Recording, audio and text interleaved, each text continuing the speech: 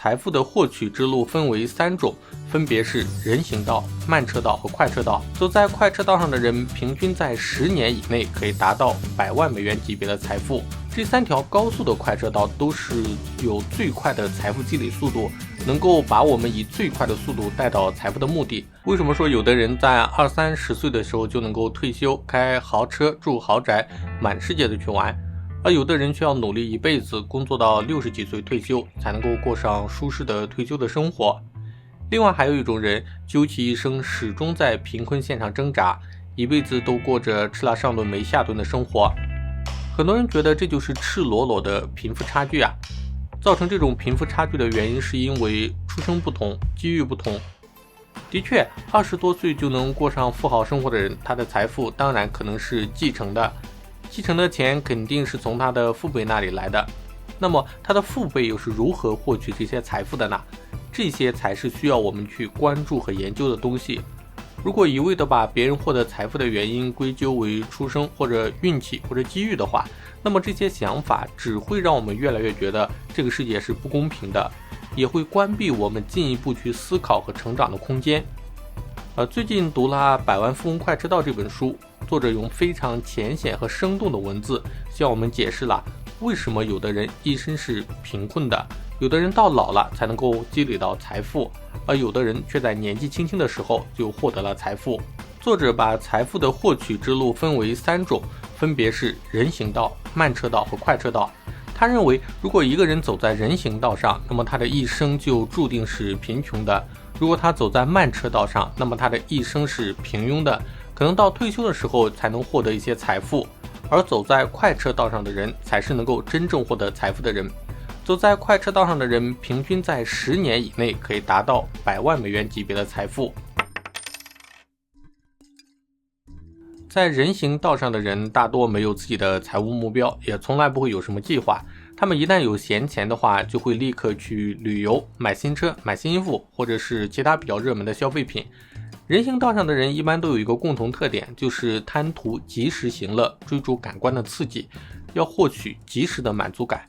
就像很多人一样，在每次发完工资之后，第一个想法就是要清空自己的购物车，似乎只有在付款的那一刹那，自己这1个月的辛苦工作才算是有了个回报。另外，走在人行道上的人，如果说遇到了什么财务的问题，他马上就会把这些问题归咎于一些外部的因素，比如说我被解雇了，我的车坏了，我花了很多钱去修车，我每个月还要还车贷房贷，我生了一场大病。他们认为是这些原因导致了他失去了自己对财富的控制力，导致了自己的一个贫穷。总结起来就是说，走在人行道上的人，他们总是选择一些阻力最小的生活，其实也就是一种让我们感觉最舒服的一种生活。比如说及时消费，从来不会延迟满足，看到什么就想买什么。比如说躺在沙发上吃薯片看电视，从来不运动。这种阻力最小的生活方式，其实就是一种温水煮青蛙式的生活方式。因为这种生活方式是没有规划也没有未来，他们可能想象不到自己1个礼拜之后的计划，更别提几十年以后的自己了。可能很多人会觉得，我努力工作，退休了之后就会有退休金，反正也饿不死。但是按照目前中国这个人口结构，几十年之后是否能够顺利的领取退休金，还是一个未知数。第二种是走在慢车道上的人。走在慢车道上的人对于获取财富的定义有2个，一个是努力的去工作，另外一个是投资，用工作赚下来的钱来进行投资和规划，然后在自己退休了之后能够有一个不错的财富的积累，让自己的退休生活有一个保障。走在慢车道上的人，他们希望能够通过自己的努力一步一步实现自己的计划，从而最终达到自己的财务目标。但这是一个悖论，因为这些规划其实并不受自己控制。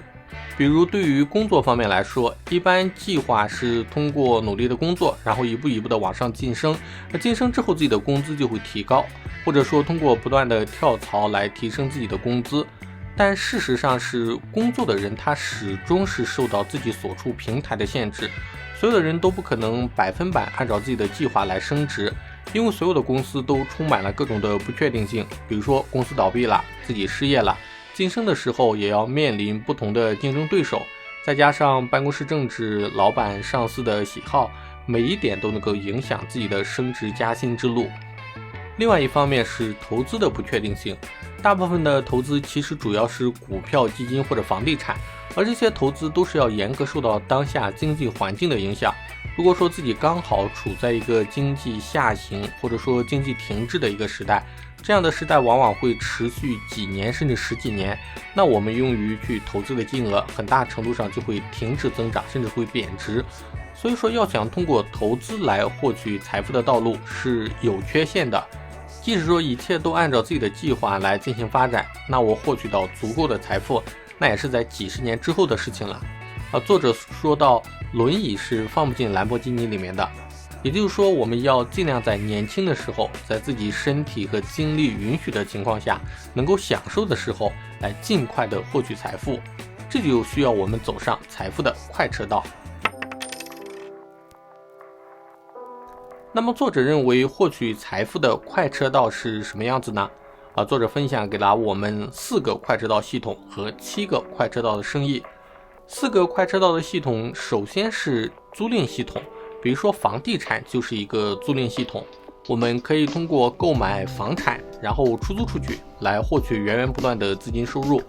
当然另外的比如说特许经营权，像酒水烟草的经营资格证，或者说是著作权，其实都是租赁系统。租赁系统是最古老的一种积累财富的方式。第二种是计算机软件系统，包括软件代码、互联网。根据统计显示，互联网在过去5年内造就的百万富翁比过去50年的总和还要多，它是最有效的赚钱系统。第三种是内容系统，传统的内容系统其实就是书籍、报纸，但是它进入的门槛会比较高，基本上都是上层的精英人士才能够接触到的。但是现在的内容系统已经是和互联网紧密的结合在一起了。现在最流行的内容系统是短视频的平台、社交网络或者博客、个人网站、电子图书。第4种是分销系统，简单来说就是一些销售的平台，比如说淘宝就是一个分销系统，苹果的应用商店也是一个分销系统。分销系统的本质就是提供平台，然后收取入驻人的租金或者说服务费。第4种是人力资源系统，比如说各类招聘平台或者人力资源公司。其实总结起来，快车道的目的就是为了创造一个商业系统，这个商业系统的被动性越高，它所能带来的财富也就越多。被动系统能够让自己和时间分离开来，也就是所谓的税后收入、自动化收入。快车道系统选择有2个重要的点，规模和量级。如果说你能影响到上百万人，那么就非常容易的能够成为百万富翁，或者说你能成为百万富翁是因为你影响了上百万人。比如说我写了一个软件卖出了100万份，写的书卖出了100万本，或者说自己的社交媒体有100万的粉丝，那么这些都能够快速的带来财富。另外一个是量级，所谓的量级就是要选择能够带来巨大财富的业务。如果说是一个卖煎饼果子的，那么一个煎饼果子最多能赚2块钱，他要成为百万富翁的话，就需要去卖50万个煎饼果子，一天能卖出100个，那么要卖5000天才能够有50万，也就是需要13年的时间，而且是要每一天风雨不间断才可以做到。那如果是卖豪宅的，可能成交1笔就能够带来20万的佣金，一年成交5笔就可以成为百万富翁。量级不同，最后达到目的地的速度自然也会有天壤之别的差距。作者又提出了3条高速的快车道，这3条高速的快车道都是有最快的财富积累速度，能够把我们以最快的速度带到财富的目的。这3条高速快车道是互联网生意、创新产品和服务、创造规模效应。互联网是现在最好的快车道，因为它基本上符合所有快车道的特征。最好的互联网生意大概可以分为7类。首先是提供订阅服务，比如说提供付费会员系统或者订阅软件系统。目前国内比较做得好的是知识星球和爱发电这2个平台。第二个是提供有价值的内容，也就是专业性、知识性的分享，比如说可以做个人博客，或者说付费教程，比如会剪辑的可以做剪辑视频的教程，会乐器的可以做乐器的教程。第3是引导性的销售，比如说直播带货。第4是社交网络，比如说朋友圈或者说微博推广卖货。第5是中介网络，可以做人力资源中介或者说买卖撮合的中介。第6是广告，可以在自己的平台放置广告，也可以自己创建广告联盟。第7个就是电子商务，这个门槛相对比较低，在电商平台注册一个账户，就可以在平台上面卖货。第2条高速快车道是创新产品和服务，这个其实就是传统的方式，就是通过发明一个产品，或者说改进一项生产的工艺，然后创造出巨大的财富。这条快车道的门槛非常高。第3条高速快车道就是创造规模效应，比如说农夫山泉的老板仅仅靠卖2块钱一瓶的水就能够做到中国首富，那是因为农夫山泉的规模足够大，哪怕我们在最偏僻的山区的小卖部也能够看到农夫山泉的产品。或者说是社交媒体上有100万级别的粉丝，这种大规模的粉丝也可以通过比如说直播带货或者说会员服务来获取巨大的财富。虽然今天讲的是快车道，但这并不是简单容易的道路。